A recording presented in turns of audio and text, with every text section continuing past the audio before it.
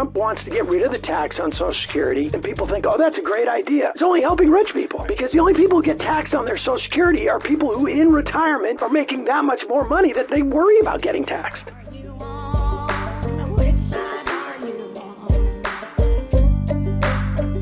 One of your kind of longest running bits on the show on the Majority Report has been how much of a fan you are of Social Security and the Postal Service. And I say a bit as just like a recurring theme. Like, it's not like you actually, presumably you really are very passionate about the Social Security and the Postal Service.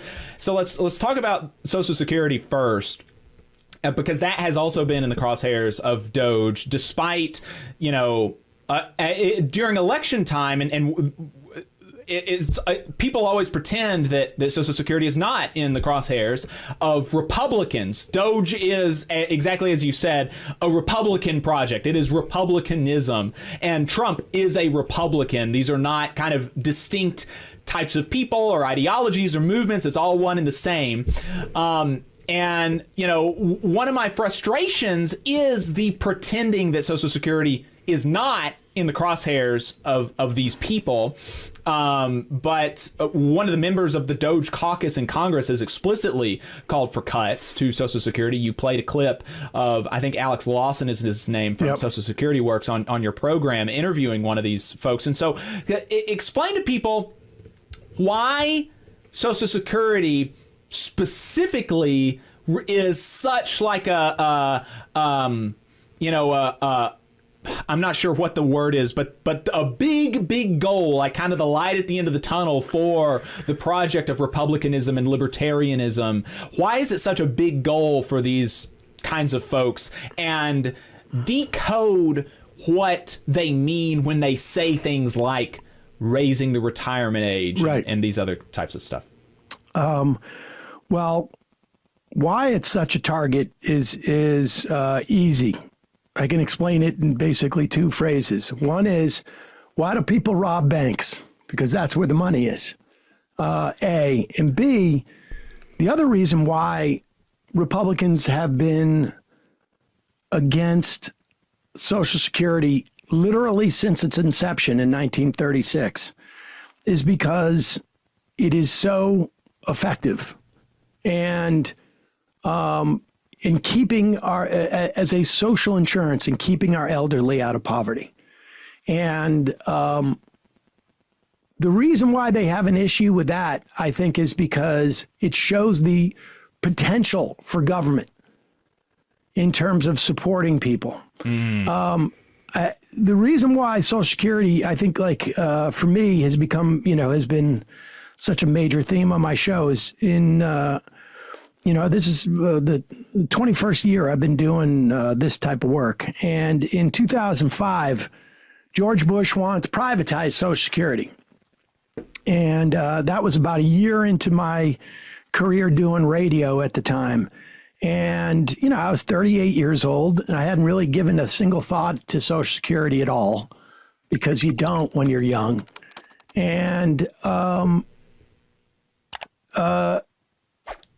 I spent a lot of time learning about it as a way to push back on the privatization of it.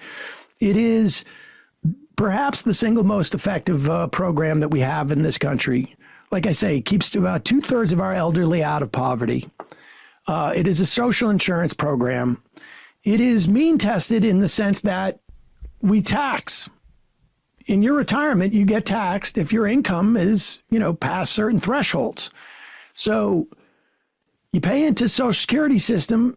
You don't know if at age 65 or now it's going to be 67 for you, for me, and for you, because they have raised the retirement age as part of the deal in 1983 with Ronald Reagan and Alan Greenspan did a commission. They knew that the boomer generation was gonna put more pressure on the Social Security system. So the full retirement age will be 67 for someone my age, and I'm only, I'm 58, so that's only 8-9 years away from me. The Social Security system, like I say, keeps people out of poverty, and it also, what it does is if your parents are 65 or 67, it keeps you from having to pay for them to be out of poverty. So you don't have to work for multiple generations of your family. You can work for, your kids or your future. You don't have to worry that your parents are forced to eat cat food. And it is, aside from, it constitutes about 1/3 of what the U.S. government does in terms, and it is, our payroll taxes go directly towards Social Security. The trust fund, which was basically like an extra to deal with the boomers, is going to run out 2033. That's an estimate. Could run out, probably will run out a little bit later, but let's just call it 2033. After that, it will be 75% or 78% will be paid out. They could easily fix this by raising the cap on which we get taxed. So in other words, right now, if you make $176,000, your employer pays 6.2%, and you pay 6.2% of that into Social Security and Medicare. If you make over $176,000, let's say you make $1 million a year, you still only pay 6.2% on $176,000. Right. So if you make $3 million a year in wages, you still pay 6.2% on $176,000. So the percentage of what you pay of your income drops once you get above $176,000. They could get rid of that cap. Hey, 5 seconds. Just wanted to say that this is only possible because of our donors. If you want to see more of this, then consider donating yourself at tvlr.fm/donate. And it's insurance. It's unlikely if you're making $1 million a year as a 45-year-old that you're going to need Social Security when you're older. But if you happen to put it all into crypto and crypto crashes when you're 67, you will be protected. You will live on Social Security. If not, then you'll get taxed on that Social Security. Now, Trump wants to get rid of the tax on Social Security, and people think, oh, that's a great idea. It's only helping rich people. It's only helping rich people. Right. Because the only people who get taxed on their Social Security are people who in retirement are making that much more money that they worry about getting taxed. Right. If you don't get taxed on your overtime, you don't get that credit in your Social Security down the road. And Social Security doesn't pay you necessarily. I mean, you get back more money than you put into Social Security. Does it give you the same returns as the stock market? It depends. Because I know a lot of people who turned 65 in 2008 and they were screwed. And you don't know when the stock market drops like that or crashes. Mm-hmm. You don't know, is it going to come back in a week? Is it going to come back in a month? Is it going to come back in a year? May take 2 or 3 or 4 or 5 years. Wait a second, then I'm 70. So Social Security is a social insurance program. And if you don't need it, that means you're rich and you're fine. It's like complaining. I bought fire insurance for my house.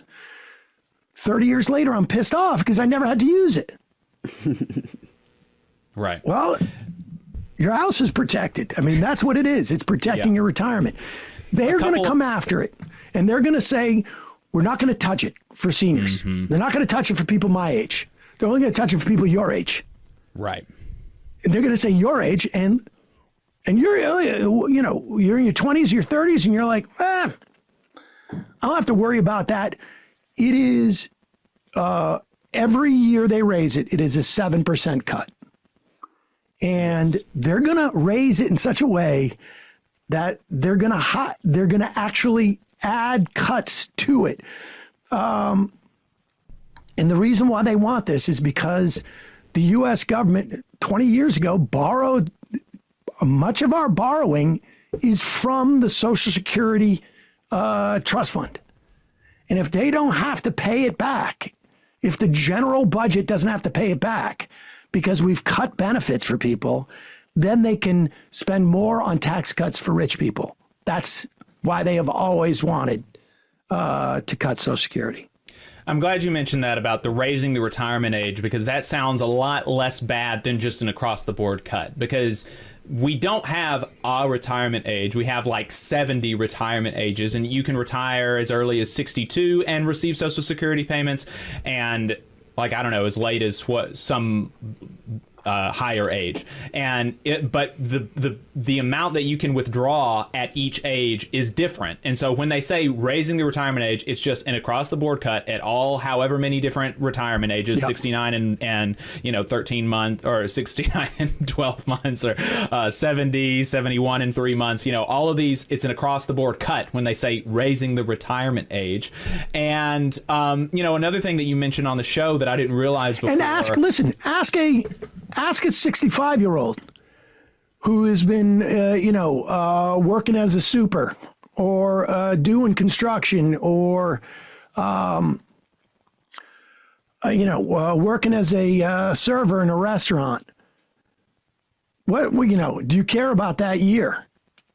Yeah, I mean, exactly.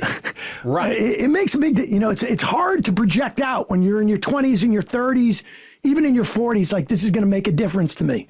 But when you get older, and if you've been working a job that's been demanding, and the people talk about, we've had people are living longer. People are living longer in the upper 50 percentile of the income distribution, but not in the lower 50 percentile. Right.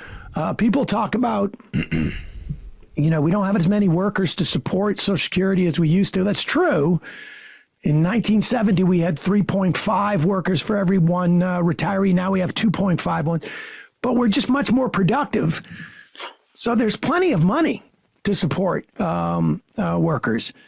But, it's hard when you're younger not to think like, well, they keep saying Social Security is not going to be there, and it's unfunded. Let me tell you what else is unfunded 20 years out in the everything. Exactly. In fact, everything is unfunded as of March.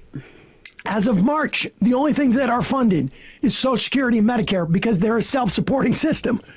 Everything else is broke in March. The entire government Congress decides to appropriate money for it and change the law. I mean, that's basically it. And like our people don't understand the basic functioning of government because in a large part, I think, that ignorance is helpful for people. You also mention on your show a lot of times when you talk about Social Security that because of the income cap, it's been kind of relatively steady over the years. And so because it's been steady back in the last century and in the 70s, 80s, and 90s, even though it had that cap, the Social Security tax caught like 98% of the income in the United States or something, and now it only catches like 80-something percent. And yeah, so let me fix your numbers there. But okay, yeah, the real issue is it's back in '83, 91% of wages were happened under the cap.